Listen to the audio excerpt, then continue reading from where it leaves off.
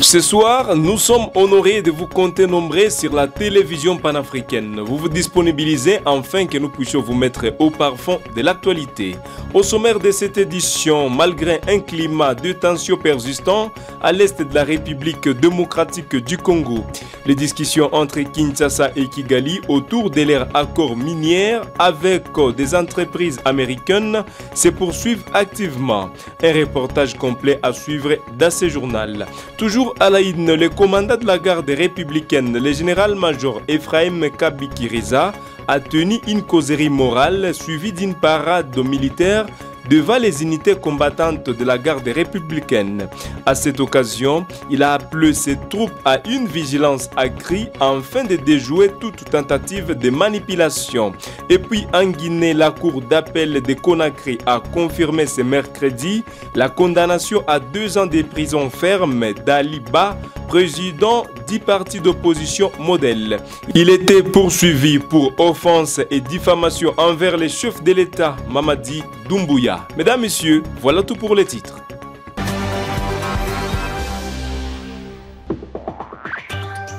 Ouvrons ce journal avec cette brève information dans l'est de la République démocratique du Congo. Joseph Kabila Kabange, ancien président de la République démocratique du Congo, a fait une rare apparition publique ce jeudi à Goma, chef-lieu de la province du Nord Kivu. C'est la première fois qu'il le vit dans cette ville depuis un certain temps. Les images diffusées les montrent dans sa résidence entouré d'un dispositif sécuritaire visible, signe de l'importance de cette visite. Lors de son séjour, l'ancien chef de l'État congolais Joseph Kabila a reçu les responsables des confessions religieuses de la province du Nord Kivu. Selon plusieurs sources présentes, la rencontre a été jugée fructueuse. Nous y reviendrons avec plus de détails dans nos prochaines éditions.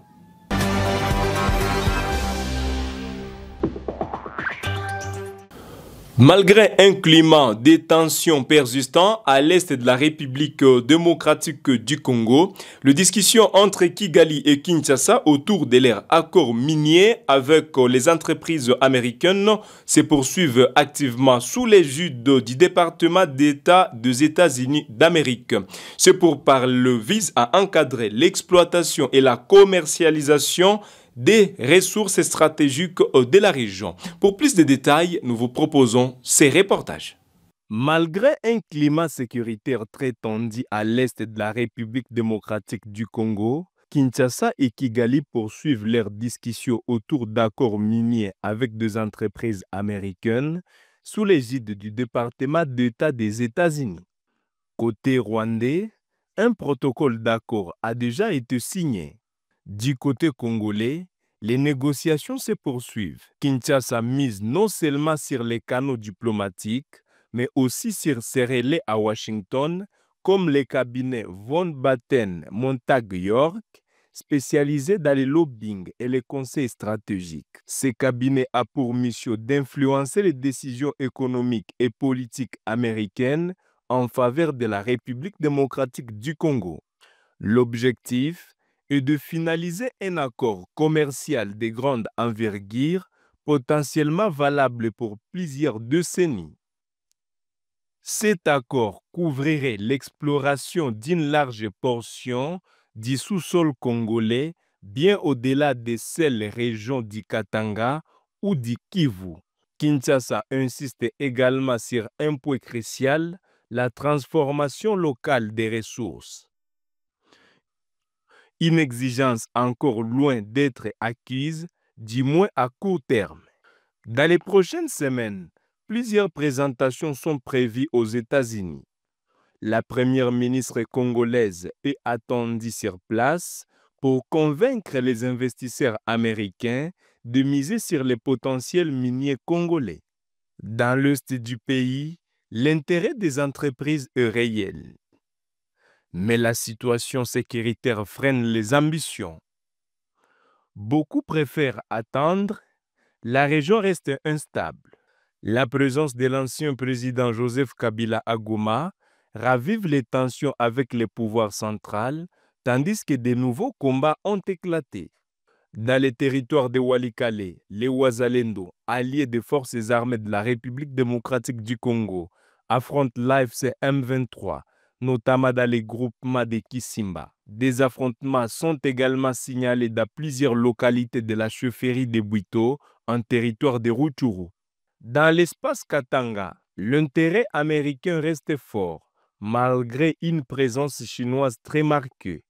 La société californienne Cobalt Metals, soutenue par Jeff Bezos et Bill Gates, déjà implantée en Zambie, cible désormais les lithium congolais. Enfin, selon des sources proches du dossier, un déploiement militaire américain au sol est exclu.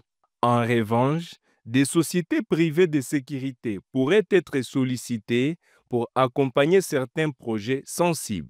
Été enregistré dans les discussions entre la République démocratique du Congo et la République du Rwanda suite à la déclaration des principes signée fin avril à Washington.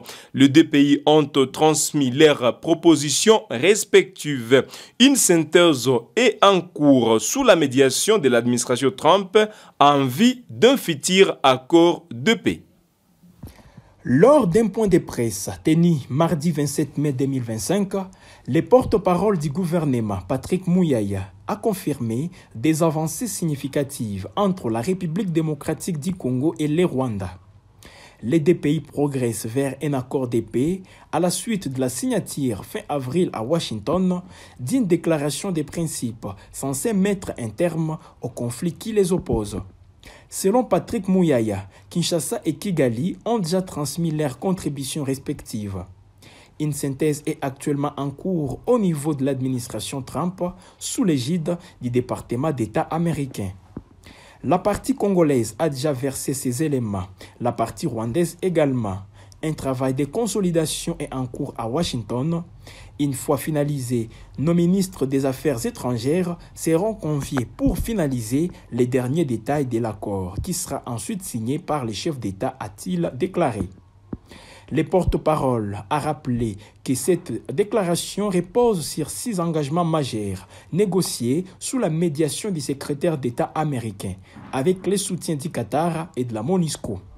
Parmi ces engagements, la reconnaissance mutuelle de la souveraineté et de l'intégrité territoriale, la prise en compte des préoccupations sécuritaires, la promotion de l'intégration économique régionale, le retour des personnes déplacées, le soutien à la MONUSCO et enfin l'élaboration d'un accord de paix.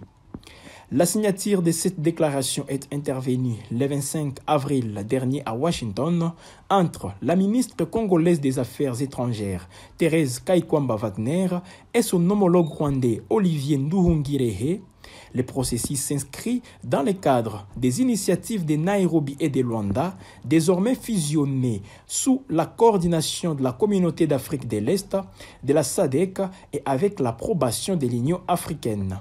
Concernant l'intégration économique régionale, vivement critiquée par l'opposition congolaise, qui y voit un bradage des ressources naturelles, le ministre Muyaya a tenu à préciser qu'elle ne concernait pas uniquement la RDC, mais l'ensemble des pays de la région.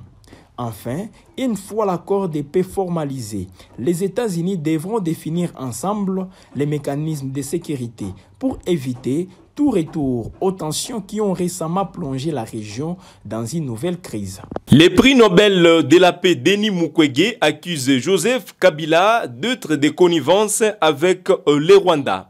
Dans un entretien à France 24, il déplore le silence de l'ex-président congolais face à l'agression rwandaise et pointe la corruption persistante au sein de l'appareil politique congolais. Reportage. Dans un entretien exclusif accordé à France 24, le prix Nobel de la paix Denis Mukwege n'a pas mâché ses mots. Il accuse l'ancien président congolais Joseph Kabila, récemment rentré d'exil, de servir les intérêts du Rwanda en ne désignant pas clairement Kigali comme agresseur de la République démocratique du Congo. Il y a des signes qui ne trompent pas, affirment les gynécologues engagés, évoquant les retours de Joseph Kabila à Goma, ville frontalière du Rwanda. Il est entré par le Rwanda, précise-t-il, pointant une posture ambiguë de l'ex-chef d'État à l'égard du président rwandais Paul Kagame. Denis Mukwege, qui avait brièvement été candidat à la présidentielle de 2023 exprime aujourd'hui sa profonde déception face à un système gangréné par la corruption. Très peu de gens peuvent dire non merci devant un billet, déplore-t-il.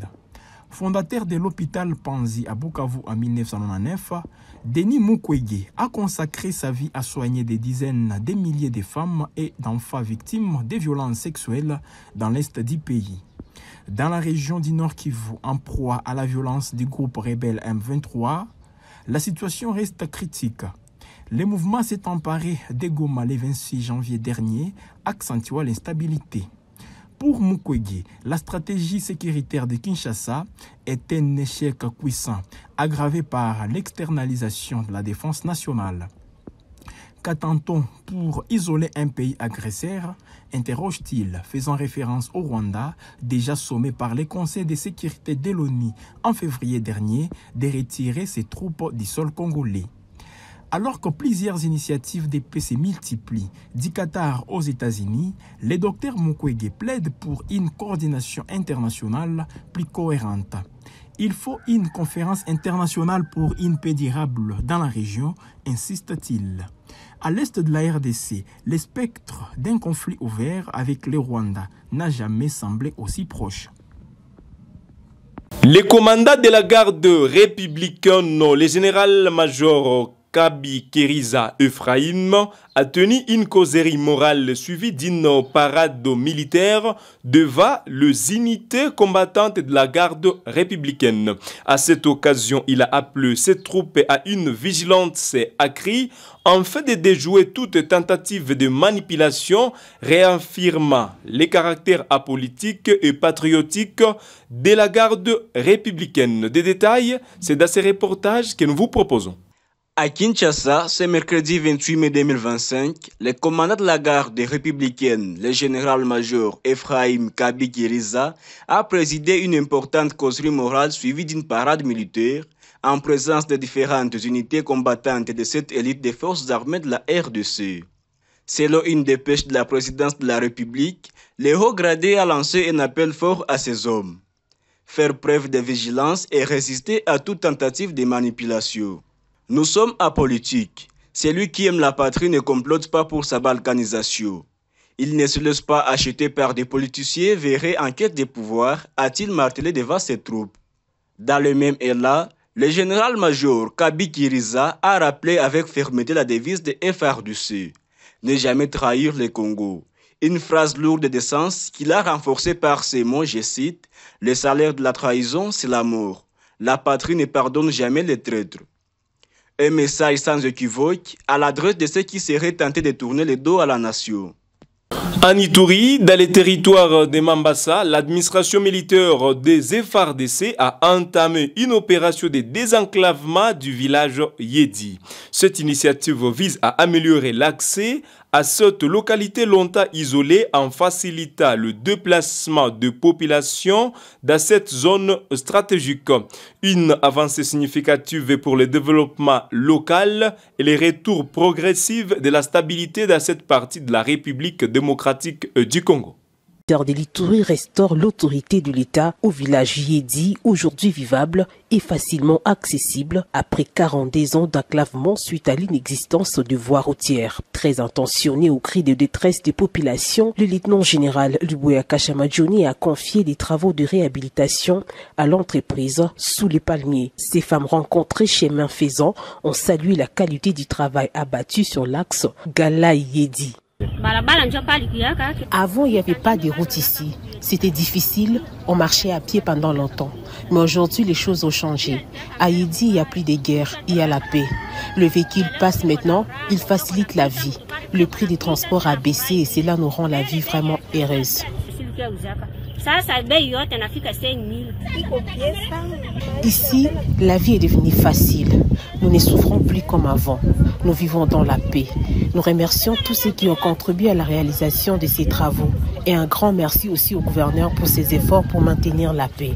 Au-delà du pâturage qui s'effectue normalement dans cette partie du territoire de Mambasa, les activités socio-économiques au centre commercial de Yedi se déroulent même jusqu'au dimanche suite à la stabilité de la situation sécuritaire. C'est vrai, avant il n'y avait pas de route.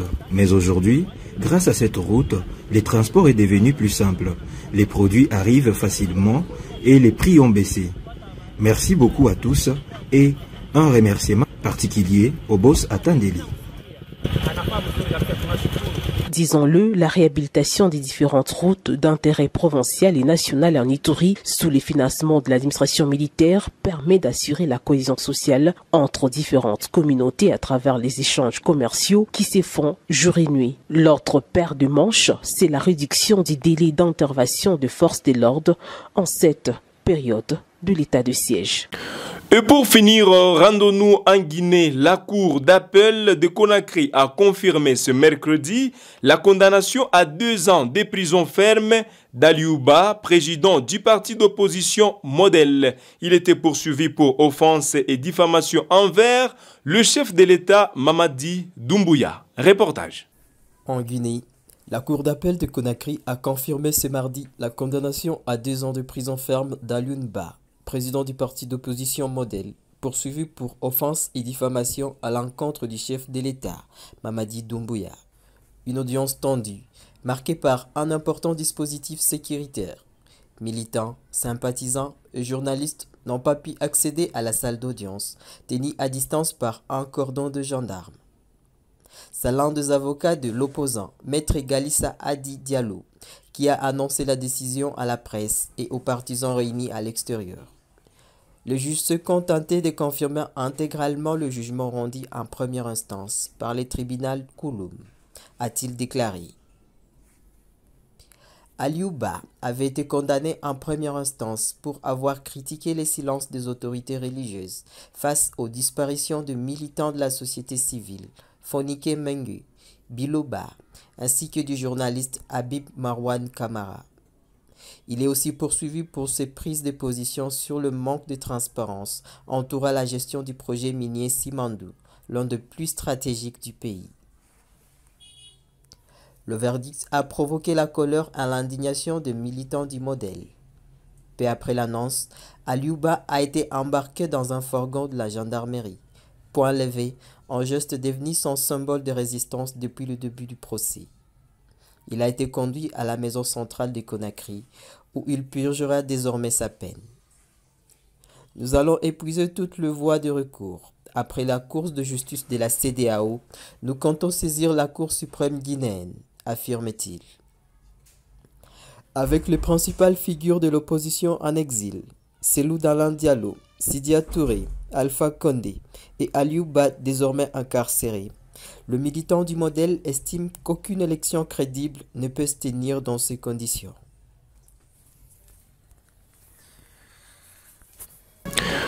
Et c'est avec cette information en Guinée que nous bouclons cette édition du journal sur Gueule Afrique Média. Mesdames, Messieurs, merci de nous avoir choisis ce soir afin de vous mettre au parfum de l'actualité.